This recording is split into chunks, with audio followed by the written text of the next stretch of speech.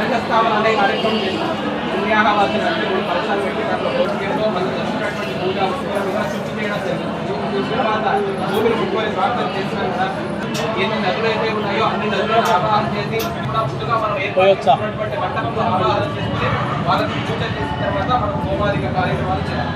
కాబట్టి ముందుగా మనం ప్రధాన దేవత అనేటువంటి వాసవాలు, అలాగే మహాకాళి, మహాలక్ష్మి, మహాదర్శుధరులు, అలాగే శక్తి స్వరూపమైనటువంటి బాలాజీ సుందరదేవిని, నవగ్రహాలను ఇత్యాది దేవతలందరినీ కూడా ఆవాహన చేయడం జరుగుతుంది.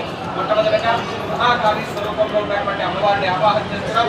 అందరూ కూడా మహాకాళి అయిన మహా అంటున్నారు. ఓం कर्कदेशरब्दां नीलास्मद्वितिमास्यमादुदशकां देवी महाकालिका रामस्तो पवितिर्हरो कमलजो हंसुपदुल्कैढवं कात्यायनाय विद्महे कन्यकुमारी धीमहि आवाहयामि स्थापयामि पूजयामि।